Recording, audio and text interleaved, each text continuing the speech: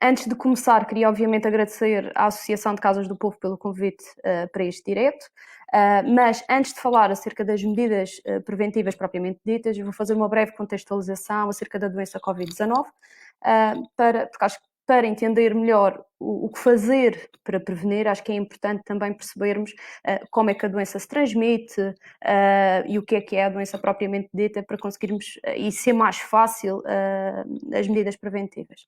Portanto, não sei se estamos já muitos para avançar com os pormenores acerca da doença, mas também como já vamos com um bocadinho de atraso, portanto eu vou então avançar.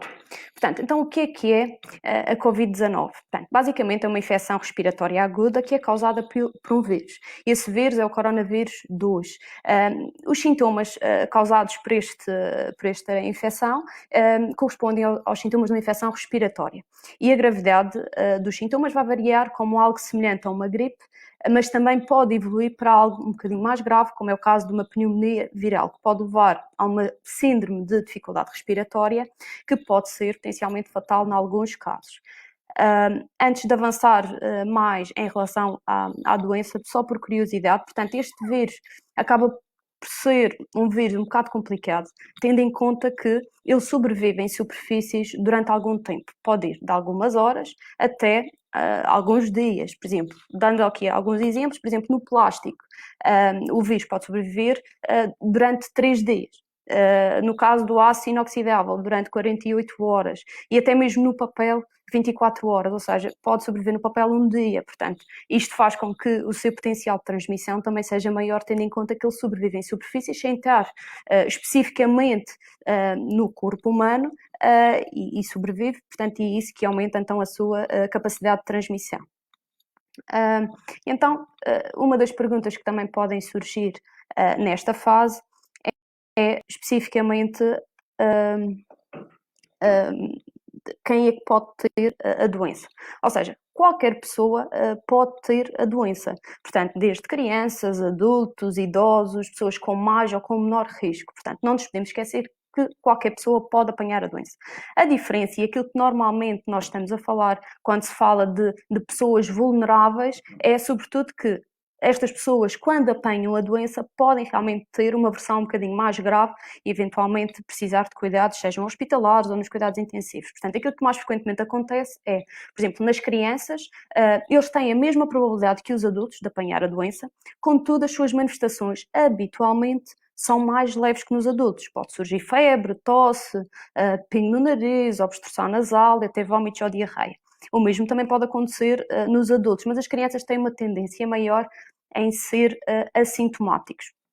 Quanto aos grupos mais vulneráveis, e quando nós falamos de pessoas mais vulneráveis ou suscetíveis a apanhar doença, são aquelas pessoas que têm mais de 65 anos, pessoas com outras doenças crónicas, como é o caso de diabetes, da hipertensão, de problemas cardiovasculares. E quando nós falamos de doenças cardiovasculares, acabamos por falar sobretudo de pessoas que já tiveram infartos anteriormente, que têm problemas como é o caso da insuficiência cardíaca, pessoas que também tiveram algum tipo de trombose, como é o caso dos AVCs, que é o acidente vascular cerebral, doenças pulmonares crónicas, ou seja, estas pessoas que já têm doenças crónicas de base, obviamente têm maior risco de ter não só a doença, mas também complicações da doença, ser mais complicada, basicamente.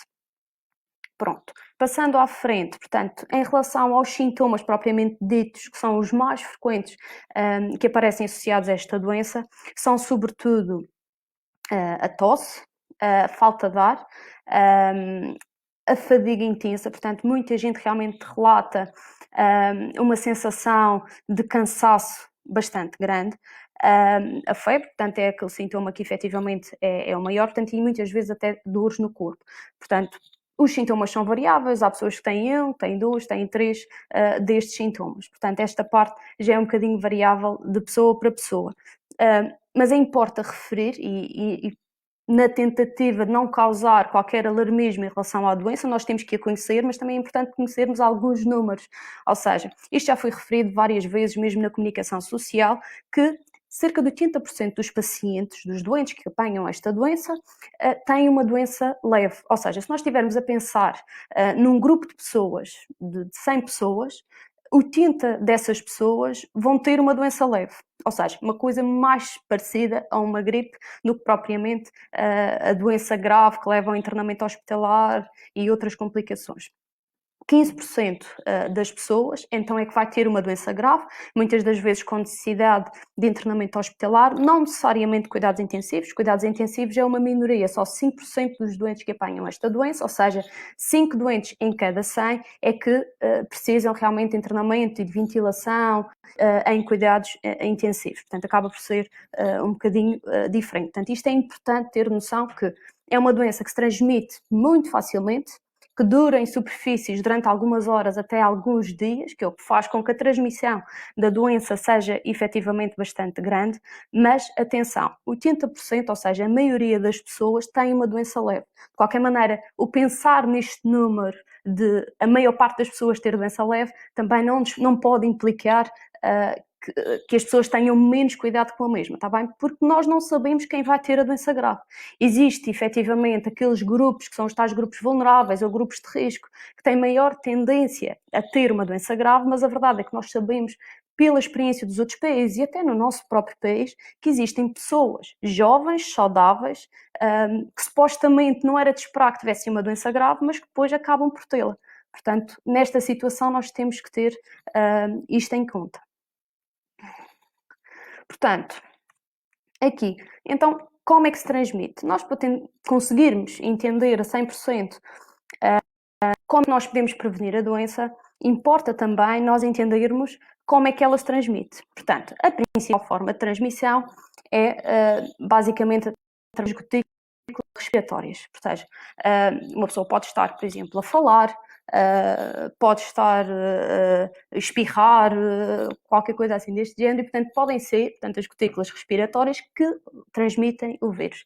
Portanto, basicamente é isso. E às vezes até gotinhas respiratórias que estão contaminadas que têm uma capacidade de se transmitir até uma distância mais ou menos de 2 metros. É por isso que, normalmente, nas medidas preventivas, nós costumamos sempre estimular a que as pessoas mantenham uma distância social pelo menos de 2 até 2 metros. Portanto, o que é bastante importante, tendo em conta que estas gotas respiratórias realmente podem percorrer esta distância. Eu não tenho bem noção se está a haver algum tipo de comentários. Obviamente podem fazer perguntas, mas aqui não me está a aparecer nada, portanto eu não tenho bem noção se consegue aqui a parte dos comentários.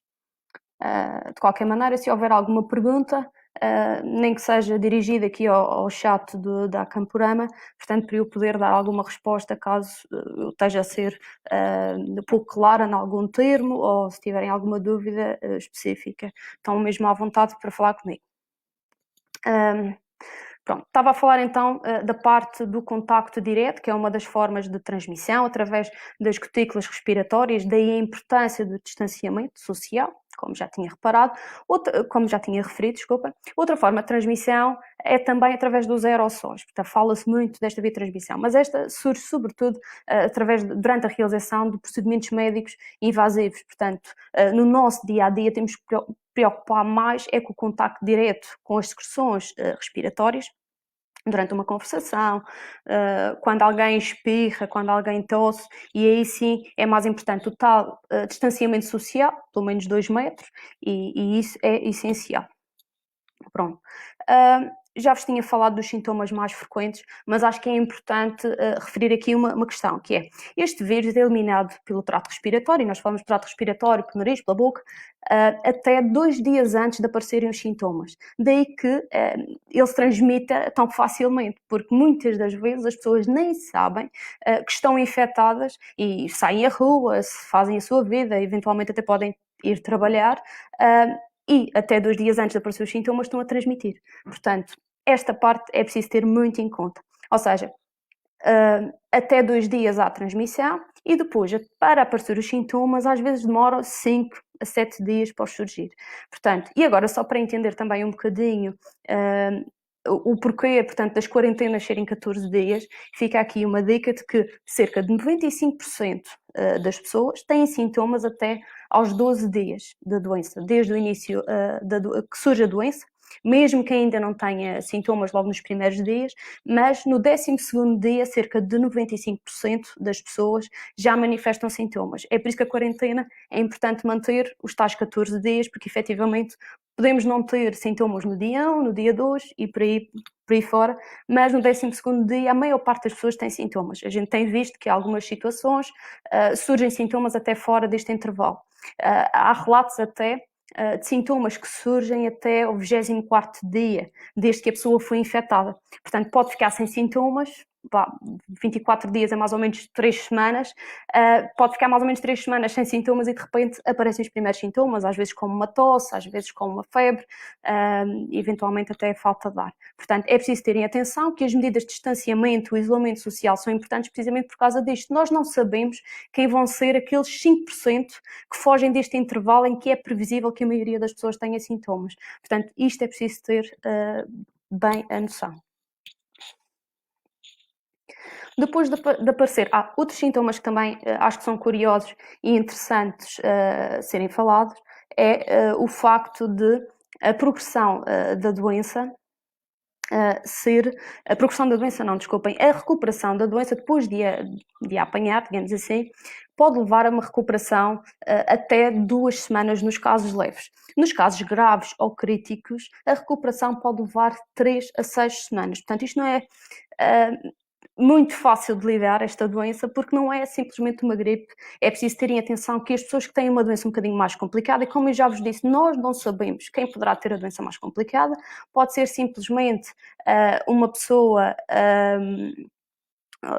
que tem realmente outras doenças associadas, ou pode ser simplesmente alguém que nunca teve um historial de doenças, completamente saudável. E a recuperação depois é bastante demorada, por isso nós demoramos muito tempo a ter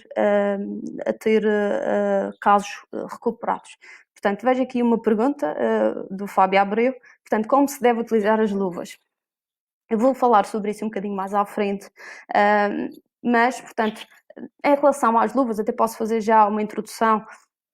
As luvas, bem, se tivermos luvas para podermos usar e descartar, vale a pena realmente usar as luvas, mas atenção que as luvas podem ser uma falsa sensação, podem dar uma falsa sensação de segurança, pois ao colocarmos as luvas, não nos podemos esquecer de que as mãos não podem ir à cara. A partir do momento em que nós saímos à rua, e isto eu refiro isto várias vezes, até mesmo em tom de brincadeira, que é, a partir do momento em que nós saímos de casa, a nossa cara deixa de existir.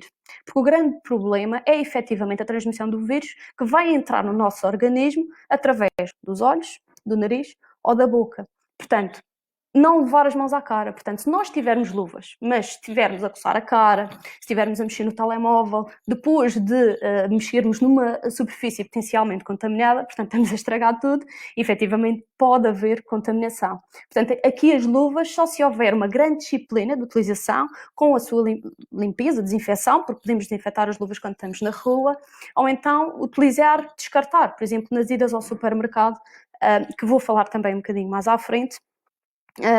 As luvas podem ser uma mais-valia, mas é colocar as luvas antes de entrar ao supermercado e descartar as luvas depois de sair do supermercado, porque senão a tendência é pegar no telemóvel, pegar na carteira, abrir o carro e mexer em tudo com as luvas que podem estar contaminadas por terem estado em contacto com as superfícies do supermercado e até mesmo com as embalagens. Pronto. Falando então da prevenção propriamente dita, já tinha feito a minha breve exposição e introdução, portanto é importante termos noção que a única forma de prevenir esta infecção é evitar a exposição ao vírus e o isolamento social é efetivamente a melhor maneira. Portanto, ficar em casa é a melhor maneira de nós nos protegermos. Mas, obviamente, nós sabemos que nós temos que sair à rua para fazer algumas coisas. Ou seja, ir ao supermercado, ir à farmácia ou, eventualmente, ir trabalhar, porque ainda há quem esteja a trabalhar. Portanto, neste caso, medidas essenciais e que ninguém pode esquecer, que é lavar as mãos frequentemente com água e sabão por pelo menos 20 segundos, contar mentalmente 20 segundos e lavar as mãos. Pode-se utilizar água e sabão, mas também quem tiver um antisséptico à base de álcool pode utilizar, sobretudo se estiver na rua. Portanto, sabemos que agora é muito difícil encontrar soluções de álcool gel ou então tão extremamente caras, portanto, É bom sempre ter um frasquinho para poder andar na rua, que às vezes é a única maneira de nós podermos fazer a higiene das mãos, pois não é fácil encontrar um sítio para higienizar as mãos com água e sabão na rua, mas pelo menos em casa água e sabão é suficiente. Atenção, que se for a utilizar álcool gel tem que ter pelo menos uma percentagem de álcool de 60%. E lavar as mãos ou desinfetar então com as soluções de álcool gel sempre depois de estar num local público, várias vezes ao dia, e depois de assoar o nariz, tossir ou espirrar. Porque se nós estivermos contaminados, vamos tossir. O ideal é para o cotovelo e nunca para a mão, mas se acontecer, para a mão vai ficar infectada, eventualmente, se nós não soubermos que temos a infecção. E podemos transmitir, ou tocando noutras superfícies, podemos estar a mandar o vírus para essas mesmas superfícies. Portanto, convém sempre higienizar as mãos, sobretudo depois de tossir, depois de assoar o nariz. Depois, outra coisa, como já vos tinha referido, mas eu acho que isto é extremamente importante referir, que é evitar tocar nos olhos, no nariz, na boca, com as mãos não lavadas. Evitar, isto é essencial. Porquê é que eu estou a referir isto, e até mais do que uma vez? Porque são os locais onde nós temos mais receptores do vírus, onde ele se pode ligar e entrar no nosso organismo. Podemos pensar no vírus quase como se ele tivesse uma chave e a nossa cara fosse uma porta com fechaduras para o vírus. Basicamente, o vírus tem a chave certa para abrir a porta para o nosso organismo, nos olhos, no nariz e na boca. Portanto, por isso é que é tão importante nós evitarmos levar as mãos à boca e à cara quando nós estamos na rua, porque nós não sabemos, às vezes tocamos sem querer, ou abrimos uma porta, a maçaneta pode estar contaminada, ou tocamos num botão do elevador, também pode estar contaminado. Portanto, há coisas que inevitavelmente nós fazemos quando saímos à rua, que tem que ser, pronto, mas isso faz com que aumente o risco do contacto, do nosso contacto com superfícies contaminadas. Pronto. Outra medida que eu já vos tinha falado também era evitar o contacto próximo com as pessoas, portanto, idealmente manter uma distância de pelo menos 2 metros. A tal prática também da higiene respiratória. Quando a gente fala de higiene respiratória, é sobretudo cobrir a boca e o nariz ao tossir, como vos disse, para o cotovelo, evitar tossir para as mãos. É uma barreira, sim, mas nós ao tossirmos para as mãos, as nossas gotas respiratórias vão para as nossas mãos. E depois nós vamos mexer no telemóvel, vamos mexer na mesa, vamos mexer na maçaneta, no botão do elevador, e se nós estivermos contaminados, vamos contaminar todas as regiões onde nós estabelecemos qualquer tipo de contacto, está bem? Nunca esquecer. Portanto, o ideal é realmente, quando há necessidade de tossir, que é quase inevitável, colocar o cotovelo. Depois, outra coisa. Limpar e desinfetar diariamente as superfícies tocadas com frequência.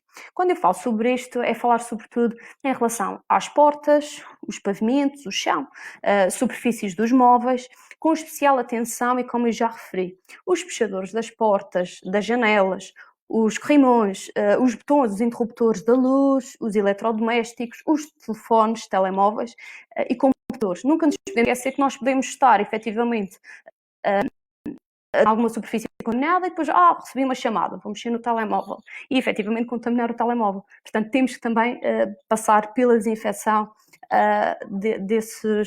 desses mesmos objetos.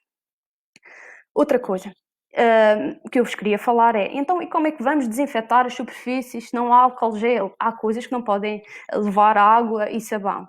Isto é perfeitamente execuível. Porquê? Porque existem alternativas. Nós podemos lavar as superfícies por exemplo, com lexívia. E há coisas, obviamente, que não podem levar muita água. Como é que nós podemos fazer? Podemos fazer uma diluição de lexívia em água. E até vos dou aqui uma dica, isto foi que eu vi num artigo, é de Macau, mas pronto, eles acabam por ter mais experiência do que nós, porque já estão nisto há muito mais tempo do que nós. Podemos simplesmente misturar, por exemplo, 10 ml de lexívia em 990 ml de água, para a limpeza doméstica geral. Portanto, ao fazer esta mistura, nós podemos passar, por exemplo, um pano nas superfícies que nós queremos desinfetar, por exemplo, imagina um puxador da porta, deixar atuar cerca de 5, 10 minutos para que realmente haja uma desinfecção adequada da superfície e depois então podemos esfregar, limpar com água limpa e se necessário, obviamente, usar um esfregão ou um pano para tirar o excesso da água e tudo mais. Mas pronto, nunca esquecer que a lexívia também, mesmo diluída, não deixa de ser um produto tóxico. Portanto, é evitar o uso em locais fechados, em que não se permite um adequado arejamento, sobretudo se usar a lexívia, imagina, para a limpeza do chão. Portanto, fica sempre aquele cheiro. Portanto, convém realmente haver aqui um arejamento adequado, porque senão uma pessoa pode sentir ou com dor de cabeça ou estonteamento, isso podem ser alguns sinais de toxicidade. Portanto, convém realmente manter a área arejada. Portanto, quando se manipula também a lexívia, mesmo que esteja diluída, convém usar luvas, ou então, se não for possível, para também não estar a descartar um par de luvas, pode ser necessário para outra situação, pelo menos lavar imediatamente as mãos, logo depois de manusear o produto. Isto é essencial, pois a lexívia também pode danificar a pele. Pronto. Outra coisa é evitar também, obviamente, a utilização da lexívia em superfícies que possam ficar tingidas com a lexívia, por exemplo, na lã, no nylon, na seda. Obviamente isto pode estragar os tecidos, portanto, evitar a utilização da lexívia nestas situações. Portanto, acho que aqui é importante também falar, por exemplo, da utilização da máscara. Portanto, agora tem-se falado muito da utilização da máscara. Deve-se ou não se deve utilizar a máscara? Felizmente, a Direção-Geral de Saúde ontem emitiu, portanto, uma orientação que fala sobre a utilização de máscara, e aquilo que eles recomendam é que efetivamente toda a gente deve usar máscara, sobretudo quando se vai frequentar algum local fechado em que possa estar com outras pessoas lá dentro, por exemplo, no supermercado, a farmácia ou outro local, portanto até pode ser eventualmente quem trabalha em escritório, deve usar máscara. Portanto, agora, qual a máscara a ser utilizada? Portanto, aqui eu gostava de chamar a atenção que é importante que os profissionais de saúde tenham disponíveis máscaras que efetivamente conferem uma proteção mais elevada, que é o caso daquelas máscaras que são os respiradores, que nós falamos dos FFP, existem a FFP1, P2, P3, portanto, isto são equipamentos de proteção que devem ser destinados aos profissionais de saúde e às pessoas que estão na primeira linha, na linha da frente a combater esta pandemia. Para as outras pessoas existem máscaras diferentes destas que são as tais máscaras respiradoras. Ainda existem as máscaras cirúrgicas, estas também podem ser utilizadas tanto para os profissionais de saúde como para pessoas que têm doenças crónicas ou, pronto, são mais suscetíveis, por exemplo, pessoas que tenham uma imunidade baixa, portanto, no fundo, têm um sistema imunitário mais fraco, que não lhes permite se defenderem tão bem de qualquer micro-organismo, porque não existe só a Covid, existem outros micro-organismos, outros vírus, outras bactérias que também põem estas pessoas em risco. E estes que acabam por precisar de usar máscara também têm que ter alguma máscara disponível. Existem então, para a utilização na comunidade, as máscaras não cirúrgicas. Cada vez mais ouvimos falar de pessoas que fazem as suas máscaras em casa, com tecido. E é uma prática espetacular. Portanto, é melhor utilizar alguma coisa do que não utilizar nada. E nós, para o dia a dia, não sendo profissional de saúde, para ir ao supermercado, para ir à farmácia, essas são mais do que suficientes. Portanto, e é estas que devem de ser utilizadas. Portanto, todas as outras deixar para os grupos que realmente precisam, porque depois se essas pessoas ficam contaminadas, no caso dos doentes que precisam da máscara, vão ficar gravemente doentes e depois precisam de mais apoio, que é mais difícil nesta fase, tendo em conta que esta pandemia ocupa muito dos recursos humanos e não só, do nosso sistema. Portanto, deixar essas para os profissionais. Utilizar as máscaras de tecido, isso é o ideal. Depois, nunca nos podemos esquecer, e é essencial, não só a utilização da máscara, mas usar a máscara, não nos podemos esquecer que a higiene das mãos continua a ser importante, a distância social também continua a ser importante e a não existência da cara continua a ser importante.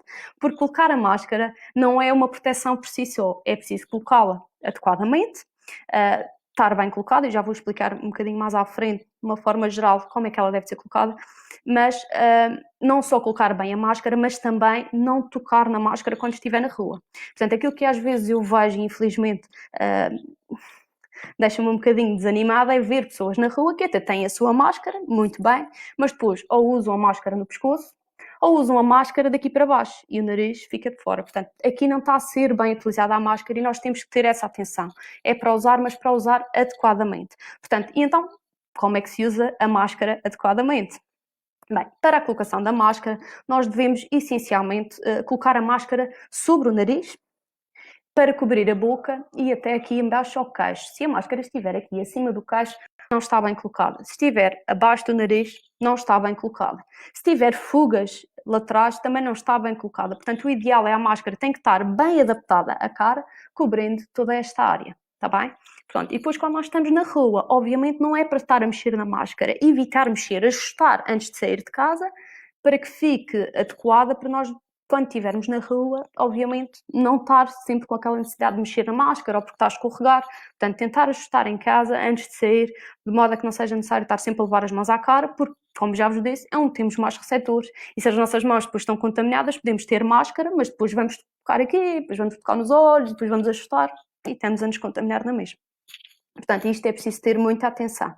E atenção também que é importante não só a forma de colocação da máscara e a forma como ela fica no nosso rosto, mas também que devemos lavar as mãos antes de colocar a máscara e devemos lavar as mãos depois de retirar a máscara, ok? Portanto, no caso das máscaras descartáveis, é deitar fora e ir lavar as mãos. No caso das máscaras reutilizáveis, é retirar, fazer o procedimento de lavagem adequado, portanto, vai depender um bocado do fornecedor, portanto, ir para a máquina a uma determinada temperatura, e depois então lavar as mãos. Portanto, nunca esquecer que a utilização de máscara isolada não é suficiente. É preciso manter a higiene das mãos, ok? E agora um exemplo um bocadinho mais prático. Portanto, hoje quase que nós saímos praticamente ao para ir à farmácia ou ao supermercado, então vou fazer aqui mais ou menos quase um passo a passo do que é necessário nós fazermos quando vamos ao supermercado, pelo menos num cenário ideal, obviamente, nem sempre temos as condições para garantir tudo isto, mas pronto. Idealmente, antes de sair de casa, devemos levar sempre um gel desinfetante ou álcool para aqueles que têm, obviamente. Quem não tiver, portanto, não pode fazer nada, tem que ter e estabelecer mentalmente a regra de não levar as mãos à cara. Isto é essencial. Depois, quem tem o álcool gel, pode, ao entrar no carro, deve desinfetar as mãos, porque até chegar ao carro, muitas das vezes passa só por um elevador ou por uma porta que tem que ser aberta e, portanto, podem estar contaminadas, sobretudo para quem vive em apartamentos, porque tem que tocar, portanto, no fundo, passa por regiões que são utilizadas também por outras pessoas.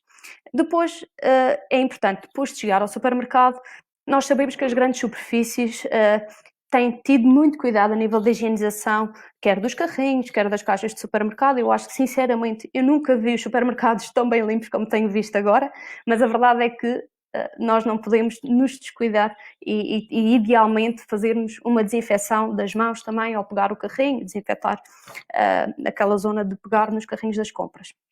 Depois, mais uma vez, evitar tocar no rosto durante as compras. Idealmente, sendo que o papel também pode ser um veículo de transmissão do vírus e nós temos o dinheiro em papel, devemos evitar usar dinheiro. Preferir usar, por exemplo, o cartão multibanco. Acaba por ser uma forma de nos precaver um bocadinho mais. Depois, fazemos as nossas compras. Quem tem luvas pode realmente fazer as compras com luvas. Se não se sentir muito confortável porque não tem luvas ou porque pronto, pode não ter alternativa, por exemplo, pode tirar, sobretudo na zona dos produtos frescos, nós podemos colocar um dos sacos na mão e tirar a fruta, tirar os vegetais para dentro de outro saco, portanto, com a mão protegida, de certo modo, e depois descartar esse mesmo saco depois de utilizar. Depois de fazer as suas compras, o ideal é voltar a desinfetar as mãos, depois de descarregar as compras, depois de sair do supermercado e depois de descarregar as compras no próprio carro. Depois, quando se chega à casa, o que é que se deve fazer? É assim, nós não nos podemos esquecer que nós ao circularmos na rua podemos nos encostar em algum sítio, alguém pode ter passado ao pé de nós, ter tossido, ou termos estado a falar com alguém um bocadinho que não tinha máscara e que efetivamente pode nos ter contaminado a roupa, portanto a nossa roupa pode estar contaminada, seja lá pelas mais variadas razões. Então o que é que nós devemos fazer? Nós não sabemos ainda muito bem quanto tempo é que o vírus dura nas roupas. Portanto, sabemos que pode durar algumas horas, portanto, e que é o mais provável. Portanto, ou colocamos a roupa a arejar devidamente, de modo a apanhar sol e tentar eliminar o vírus, mas como nós não temos bem a certeza de quanto tempo é que o vírus dura na roupa, o ideal é deixar as roupas delicadas para quando não houver coronavírus e agora nesta fase talvez usar roupas que possam ser lavadas mais vezes. E então, ao chegar a casa, tirar a roupa que foi utilizada para sair e pôr para lavar, pois nós sabemos que a água e o sabão conseguem eliminar o vírus. Portanto, acaba por ser uma mais-valia. Quanto aos alimentos que nós trazemos e as embalagens que nós trazemos do supermercado, idealmente nós devemos fazer a desinfecção de todas as embalagens e dos sacos, caso eles sejam reutilizáveis, depois de chegarmos a casa. Portanto, antes de os arrumar, seja no frigorífico, seja nos armários, portanto, devemos efetivamente fazer a desinfecção das embalagens. Podemos utilizar a tal solução da lexívia diluída, mas é as embalagens, não vamos usar a lexívia nos alimentos. Atenção, a lexívia é tóxica, não é para utilizar nos alimentos. Mas as embalagens, há muitas coisas que vêm em caixinhas, que vêm em plásticos, portanto, e essas embalagens devem de ser desinfetadas. Os próprios sacos também devem de ser desinfetadas. Portanto, e em relação aos alimentos, prefiro sempre aqueles alimentos que possam ser cozinhados. Portanto, nós sabemos que as altas temperaturas também têm a capacidade de matar o vírus. Portanto, se cozinharmos os alimentos, à partida nós esperamos que o vírus é eliminado. Portanto, produtos frescos que não possam ser cozinhados, portanto, talvez nesta fase evitar. Portanto, ou então aquelas pessoas que tenham algum desinfetante, mas desinfetantes, atenção, próprios para alimentos, podem utilizar então para desinfetar os mesmos. Quanto à ida ao supermercado, penso que por aqui já está mais ou menos. Agora, é importante também para aquelas pessoas que têm animais de estimação, que os levam a passear à rua, não nos devemos esquecer que eles também podem trazer o vírus nas suas patas, ou até eventualmente no seu pelo, mas pronto, não pensando muito e não ficar muito obsessivo para não ficarmos muito obsessivos com isso, pelo menos lavar as patinhas dos animais quando eles vão à rua, não utilizar lexívia, mais uma vez, eles da mesma maneira que os humanos também vão sentir na pele a agressividade da própria lexívia, portanto não usar isso, usar um paninho com água e sabão, limpar, lavar, e eles ficam um bocadinho melhores. Outra coisa que é importante, e um bocadinho para finalizar as minhas medidas preventivas, queria também falar de uma coisa importante e que se falou muito, sobretudo no início, quando apareceu, pronto, a pandemia, que era o definir na própria casa uma área contaminada e uma área não contaminada. O que é que eu quero dizer com isto? Portanto, definir, por exemplo, a entrada da casa, depois também depende se é um apartamento, se é uma casa, se realmente tem uma área que permita estabelecer ali alguns limites. Mas a ideia é ter uma área, quando nós entramos, podemos, por exemplo, descansar a nossa mala, descansar a nossa chave de casa, deixar os sapatos e a roupa suja, sem entrarmos com a roupa da rua para a casa toda, porque isto pode ser também mais um fator que pode contribuir para a contaminação da nossa própria casa.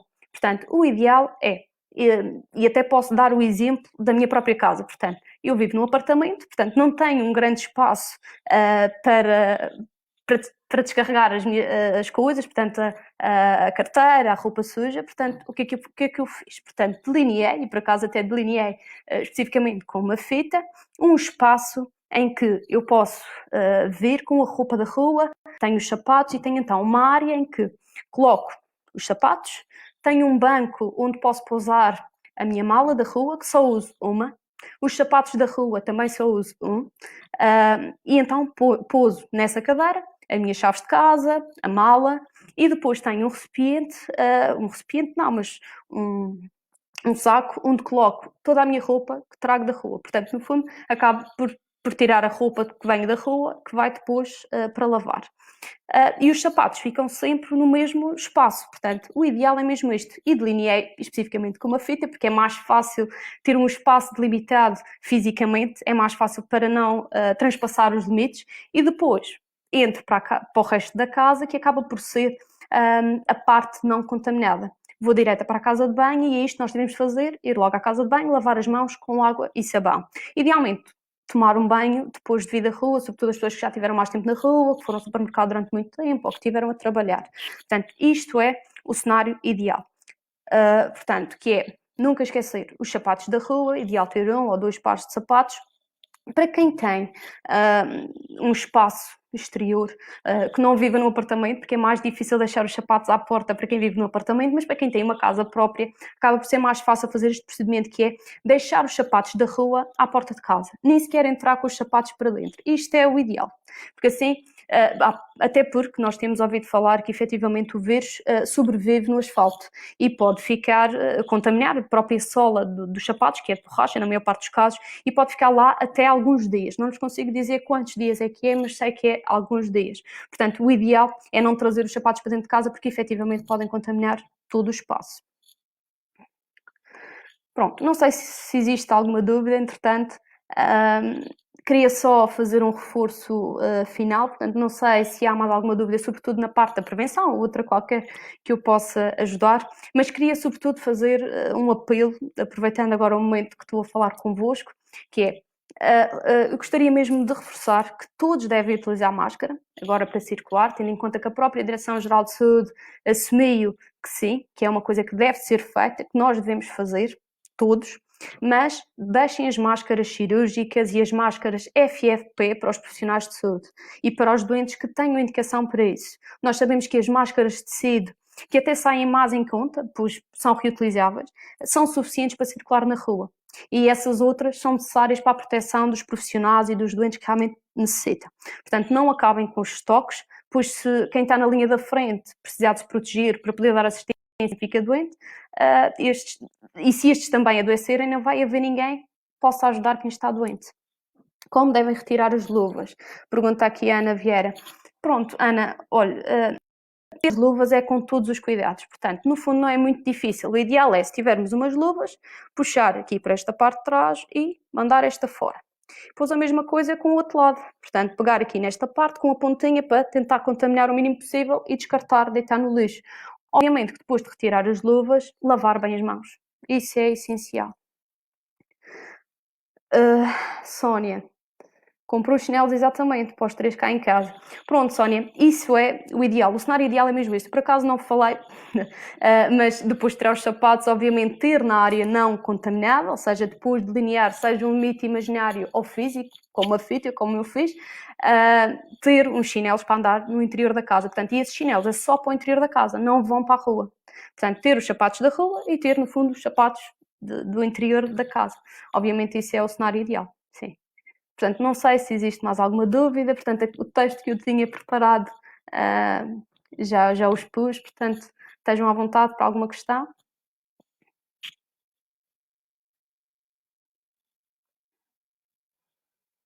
Pronto, é assim, se não houver mais questões, obrigada mais uma vez à Associação das Casas do Povo pela oportunidade de fazer este direto. Portanto, acho que quanto mais pudermos chegar aos outros, melhor.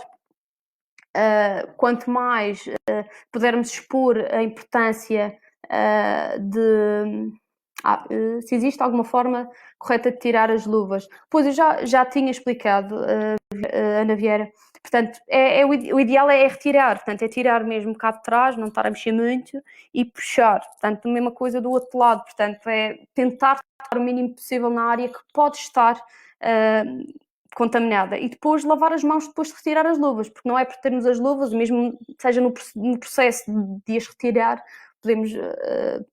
pode haver aqui alguma contaminação mesmo sem nos apercebermos. A Ângela pergunta, o vinagre no caso das alfaces e tomates, por exemplo, que utilizamos para as saladas serve para desinfetar? É assim, eu não vos consigo dizer ao certo se realmente o vinagre consegue matar o vírus. Aquilo que normalmente utilizávamos, mesmo sem ser só no caso do coronavírus, era realmente o vinagre como uma forma de desinfecção dos alimentos. Portanto, eu acredito que poderá ajudar. É melhor do que não tentar desinfetar. Mas não garanto que realmente elimine. Mas acho que sim, acho que é uma alternativa e uma forma adequada talvez de lavar. Mas como eu lhes digo, portanto, nós também devemos dizer as coisas com a certeza quando nós sabemos efetivamente que há ciência científica que comprove que isso aconteça. Portanto, caso contrário, nós não podemos afirmar. Portanto, eu acho que sim, pode ser uma forma de desinfetar, mas não consigo garantir que seja totalmente eficaz. No caso da amoquina, eu acho que sim, porque eu não sei bem qual é que é a composição, mas serve como desinfetante dos alimentos, portanto, é sempre melhor utilizar do que não utilizar nada. Ok. Pronto, Ângela, sim, deve fazer, desinfetar e sobretudo no caso das grávidas, obviamente sim, a desinfecção dos alimentos é extremamente importante, não só também pelo cuidado por causa da coronavírus, portanto, e não nos podemos esquecer que continuam a existir outras doenças, portanto, nós não temos que nos proteger apenas do coronavírus, temos que também nos proteger em relação às outras doenças, portanto, e no caso das grávidas tem que ter um cuidado redobrado, idealmente, e mesmo aquilo que normalmente é recomendado é utilizar utilizar não, mas pronto, preferir alimentos bem cozinhados, nada de coisas cruas, mal passadas, portanto, os cuidados acabam por ser sempre os mesmos e é transversal para a maior parte das infecções. Pronto, não sei se existe mais alguma questão, alguma coisa que eu possa esclarecer.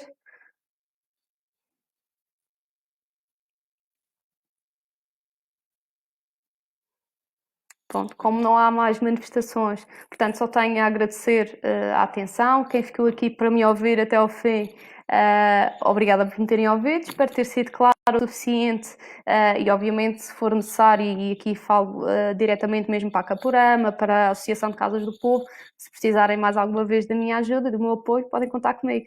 Portanto, da minha parte, então é tudo. Eu espero ter sido suficientemente clara e sintética, que isto tenha sido, pelo menos, interessante para quem assistiu. Obrigada.